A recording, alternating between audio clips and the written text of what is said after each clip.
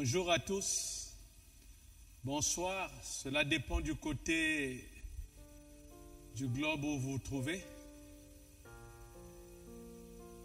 Je voudrais présenter à vous et à l'Église du Seigneur un thème intitulé « Répondre à l'amour du Père ». Répondre à l'amour du Père. Dans la vie de tous les jours, quand un père, un parent, quel qu'il soit, a non seulement engendré, mais a tout donné, a fait ce qu'il fallait pour son fils, son enfant, sa fille,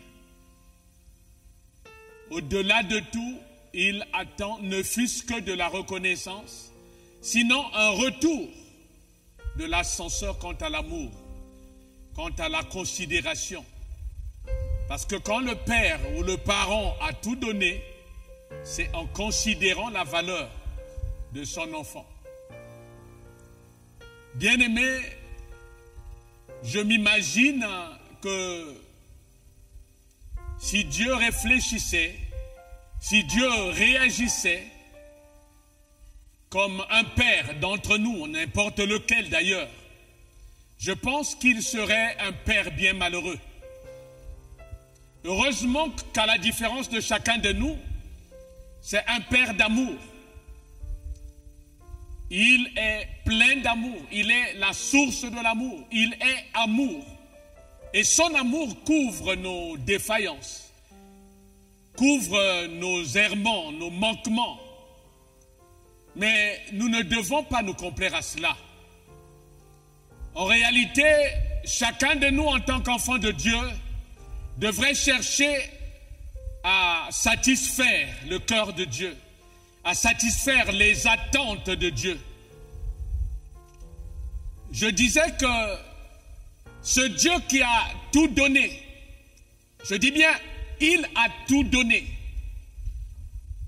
serait, sinon est, un père bien malheureux quand il constate le désintérêt de ses enfants, de son peuple, vis-à-vis de lui, ce peuple pour lequel il a tout donné. Dans Jean chapitre 3, au verset 16, on nous dit que Dieu a tant aimé le monde. Il a tant aimé qu'il a fait quoi? Il a donné son Fils unique. Ce Fils que Matthieu, au chapitre 3, verset 17, présente comme le Fils de toute son affection. C'est ce Fils-là que Dieu a donné. Il l'a donné. Pourquoi? Pour que nous devenions ses enfants. Pour qu'il devienne notre Père. Mais en tant qu'enfant, quel retour de l'ascenseur donnons-nous à Dieu? C'est une question que chacun peut se poser. Et chacun peut trouver sa réponse. Mais je voudrais aborder un niveau de l'importance que l'homme a vis-à-vis de Dieu, que l'homme a aux yeux de Dieu. Je ne parle pas seulement du fait qu'il ait donné son unique, le Fils de toute son affection pour l'homme, mais je voudrais aborder et présenter quelque chose que nous pouvons tous trouver dans nos Bibles, dans le livre des Psaumes, au chapitre 115, le 15e verset. Je lirai deux versets, 15 et 16. Donc, le 15e ainsi que le 16e verset. Le 15e dit: « Soyez bénis par l'Éternel qui a fait les cieux et la terre. » Et voici ce que dit le 16e. Les cieux sont les cieux de l'Éternel. Mais il a donné la terre au Fils de l'homme. Donc les cieux sont la demeure de l'Éternel, sont la propriété de l'Éternel, mais il a fait de la terre la propriété des hommes. Je me doute Et nous pouvons chacun y réfléchir et comprendre pourquoi un des archanges, notamment celui qui était appelé le porteur de la lumière, l'astre brillant, Lucifer. Je comprends aisément pourquoi Lucifer s'est révolté quand il a vu que Dieu avait créé tout un monde, rien que pour faire le bonheur de l'homme qu'il avait créé et formé. Alors que lui, archange parmi les archanges, être puissant en force, fidèle parmi les fidèles, qu'avait-il? C'est vrai que Dieu fait chacun dans un but. Dieu a créé toute personne, tout être, toute chose dans un but. Je ne donne aucune raison à la rébellion de Lucifer. Mais je comprends par sa rébellion simplement l'importance, c'est mon point de vue, c'est donner de l'accent à l'importance que Dieu donne à l'homme.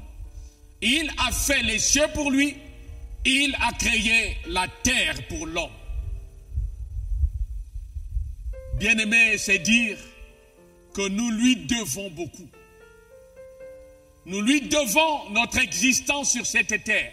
Même à tous ceux qui ne le connaissent pas. Même à ceux qui n'acceptent pas être de lui. À ceux qui ne le reconnaissent pas. Dieu a créé un monde, la terre. Et il en a fait don à l'homme. Il y a installé l'homme qu'il avait créé. Après l'avoir formé. Et cela montre combien Dieu nous aime. Et cela devrait interpeller notre cœur à la réponse à donner à Dieu. En retour, que devrait faire chacun de nous?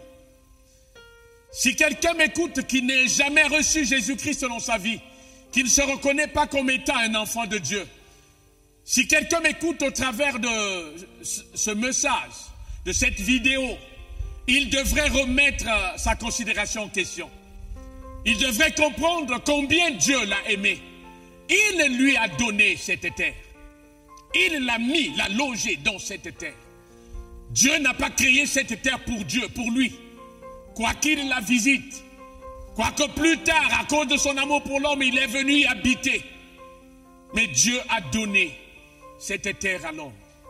Et ça, tout humain devrait le savoir. Tout humain devrait réfléchir à cela. Devrait être conscient de la grandeur de cet amour, l'amour divin, l'amour du Père pour nous. Bien-aimés, c'est pourquoi nous devons considérer à juste titre un aspect que Dieu nous rappelle souvent. Et à savoir, souvent nous doutons du fait de l'effet des paroles de Dieu quant à nos vies. Si ce Dieu qui nous a créé un monde rien que pour nous, si ce Dieu qui a sacrifié le Fils de toute son affection pour nous avoir comme fils, comme fille, combien ne nous donnera-t-il pas? Il dit quelque chose dans Matthieu chapitre 7.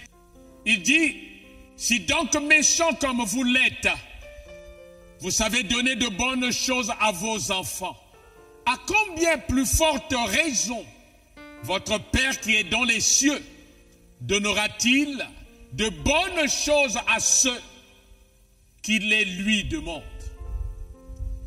Est-ce qu'en considérant ce que Dieu a fait, le sacrifice de son Fils, sans compter le fait qu'il ait créé un monde rien que pour nous, est-ce que nous pouvons douter de cet amour, de l'amour de ce Père? Est-ce que nous pouvons douter d'une de ses paroles et croire que Dieu ait dit quelque chose en vain, ait dit quelque chose pour amuser la galerie, que Dieu ait dit quelque chose juste pour dire? Bien-aimés dans le Seigneur, nous devons répondre à l'amour du Père. Et pour cela, nous avons besoin de mettre en pratique une exhortation, un conseil de l'apôtre Paul dans son épître aux Éphésiens, chapitre 5, quand il aborde son propos dans les versets 14 et 15. Il nous y exhorte à agir avec circonspection. Circonspection. Le mot circonspection, qui vient du grec akribos, parle d'une attitude de marche, d'action, dans les actes, dans les actions, dans les œuvres, dans les choix à faire, dans notre attitude vis-à-vis de Dieu, devant Dieu. Quand nous marchons devant le Père, souvenons-nous que nous marchons chaque jour devant lui. Il observe ce que nous faisons, les actes que nous posons, les paroles que nous disons, les faits et gestes de chacun, mais également les lieux où nous nous rendons, les choix que nous faisons, les options que nous prenons pour ceci ou pour cela. Dans quelque domaine que ce soit de notre existence, nous souvenons de son amour. Nous souvenons donc de ce qu'il attend de nous, d'être des enfants fidèles. Nous avons besoin de prendre en compte l'exhortation de Paul et d'agir avec circonspection. Je disais qu'en grec, akribos parle de diligence, de perfection, une action diligente mais faite avec perfection, de manière réfléchie, avec de la prudence. Vous savez, dans ce monde, il y a plusieurs influences. Il y a la parole du Père qu'il nous donne et dont nous devrons nous nourrir. Il dit, l'homme ne vivra pas de pain seulement, mais de toute parole qui sort de la bouche de Dieu. Matthieu chapitre 4, verset 4. Mais nous savons qu'autour de nous, nous avons beaucoup d'autres paroles, des enseignements, des choses qui nous influencent et influencent nos actions, nos œuvres. Or, le Père attend que chacun de nous fasse ce que dit sa parole. Que chacun de nous marche selon sa parole. Comme le dit si bien le psaume 119 au verset 9, le jeune homme rendra pur son sentier en marchant selon sa parole. Dieu veut que nous marchions selon sa parole, que nous pratiquions sa parole, que nous croyions ce qu'il dit, que nous croyons que ce qu'il dit est vrai, que nous pouvons le manifester. Dieu a besoin simplement de notre foi pour voir se manifester toutes les paroles, les paroles de sa parole, toutes les promesses contenues dans sa parole, celles qui sont écrites, mais également celles qu'il nous révèle. Dieu attend pour nous ce retour de l'ascenseur, de l'attention envers lui, de l'attention envers ce qu'il dit, de l'attention envers ce qu'il attend que nous devions faire. Et c'est là où doit être mise en pratique la notion de circonspection. Pour que nous ne prenions pas tout, pour que nous ne soyons pas influencés par tout, pour que nous n'agissions pas comme le monde, mais que nous agissions différemment, comme un peuple qui lui appartient en propre, que nous ayons des actes qui sont une réponse à l'amour de ce Père, à ses attentes. Bien-aimés dans le Seigneur. Et nous comprendrons qu'en réalité, ces paroles sont vraies, mais encore que ces paroles se produisent. Ces paroles produisent la réalité dont ces paroles parlent. Pour ne pas me répéter, les paroles de Dieu produisent la réalité dont chaque parole parle. Si la parole de Dieu te parle de guérison, c'est qu'elle produit la guérison en celui qui la croit. Si cette parole parle de richesse, c'est qu'elle produit de la richesse en celui qui la croit. Si cette parole parle de fidélité, d'amour, de perfection, de sainteté, de sanctification, de bonheur, de paix, de grâce, tout ce que la parole de Dieu dit que cela est, quand nous y croyons, elle se manifeste telle qu'elle est exprimée. Elle donne le résultat de ce que exprime cette parole, de ce que exprime chaque parole. Chaque parole de Dieu est vivante pour nous, en notre faveur. Mais nous avons simplement besoin, pour cela, de considérer Dieu à sa juste valeur, de donner de l'importance à sa parole, de savoir qu'il a tout fait pour nous, pour que nous existions. Non seulement pour que nous occupions ce monde, mais pour que nous en soyons délivrés. Soyons délivrés de la réalité qui gère ce monde. Que nous devenions son peuple, ses enfants. Et nous sommes ses enfants, chacun pour sa part. Et notre attitude donc devrait être une attitude qui répond simplement à l'amour de Dieu. N'ayons pas cette attitude qu'avait le fils aîné du père du fils prodigue. Le fils aîné du père du fils prodigue. Quand nous lisons ce message, quand nous nous apesantissons sur cette parabole, nous voyons, et cela nous paraît un peu comme de manière claire, de manière profonde.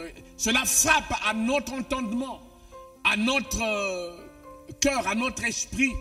Le comportement du fils prodigue, j'allais dire, frappe à notre esprit. Mais nous ne faisons pas attention à celui du fils aîné. Le fils aîné était fidèle, il n'avait jamais dilapidé les biens de son père. Il n'est jamais allé loin de son père. Il n'a jamais fait apparemment de mal. Mais quand le retour de son cadet se fait, nous voyons le mal se manifester, s'exprimer par le fils aîné. Et nous comprenions pourquoi un fils aîné apparemment fidèle n'a pas pu s'offrir même pas un chevreau, alors qu'il était un enfant fidèle. Un chevreau pour se réjouir avec ses amis. Comme il se plaint auprès de leur père quand il voit la fête faite pour le fils prodigue. Mais le père lui dit, mais tout ce que j'ai est à toi. Tout ce que le père avait été à lui. Mais pourtant, il ne pouvait pas s'offrir même pas un chevreau pour faire la fête avec ses amis. Beaucoup d'enfants de Dieu sont ainsi. Ils sont fils de Dieu. Ils sont filles de Dieu. Mais vivent dans le dénuement total, dans le manque total. Au point où ils ne croient pas, ils n'arrivent pas à croire que la parole de Dieu agit. Ils pensent que tout ce que Dieu dit est impossible, cela ne peut pas se faire. Bien-aimés dans le Seigneur, le Père nous a aimés, il a prouvé son amour. Et sa parole est vérité, et il veut que nous nous rassasions de sa parole, que nous vivions de sa parole. Mais pour cela, nous avons besoin de revenir à lui, de rendre une réponse juste à son amour, de croire en la sincérité de son amour, puisque son amour est prouvé, prouvé. Son amour est prouvé. Le don de son Fils, le fait qu'il ait créé une terre rien que pour nous. Et nous avons donc, pour cela, besoin de croire en sa fidélité, en la fidélité de sa parole. Et croire à ses paroles, chacun pour soi. Croire. Si aujourd'hui tu es devant une difficulté, que tu as une parole du Seigneur, crois que cela t'arrive. Crois. Non seulement que tu le demandes, mais crois que cela t'arrive. Souvent nous demandons, mais nous n'arrivons pas à croire que cela arrive. Parce que nous ne croyons pas à la capacité de la manifestation de cette parole. Crois que cela t'arrive. Quoi que ce soit que tu aies comme besoin. Quoi que ce soit que tu aies comme réalité. Quoi que ce soit que tu aies comme difficulté. Saisis une parole de Dieu. Présente-la lui, rappelle-la lui. Demande-lui la manifestation de la dite parole et crois que cela arrive. Cela sera un juste retour de l'ascenseur envers ce Dieu qui nous a tant aimés. Et quant à nos actions de tous les jours, la circonspection nous commande de choisir ce que nous devons dire, ce à quoi nous devons croire, avant de poser chaque acte, chaque action, avant d'accomplir une œuvre quelle qu'elle soit. Nous devons agir avec beaucoup de circonspection, pour que nous n'agissions pas contre Dieu, mais que nous veillions à agir toujours pour Dieu, à chercher à satisfaire son cœur, à lui donner la bonne réponse, la réponse qu'attend un père qui, à cause de tant d'amour, a tout donné pour nous, pour toi, pour moi. Merci, bien-aimés dans le Seigneur. Je pense que nous sommes revenus à la juste mesure et que Dieu trouve dans nos corps sa vraie place. Que le Seigneur vous bénisse, que sa grâce vous soit renouvelée. Et pour celui qui croit qu'un miracle de sa part se manifeste en sa faveur, dans le domaine de son besoin, au nom de Jésus-Christ. Merci. Je vous dis à bientôt et au revoir. Que le Seigneur vous garde, qu'il vous bénisse, qu'il veille sur chacun de vous, sur chacun de nous. Merci.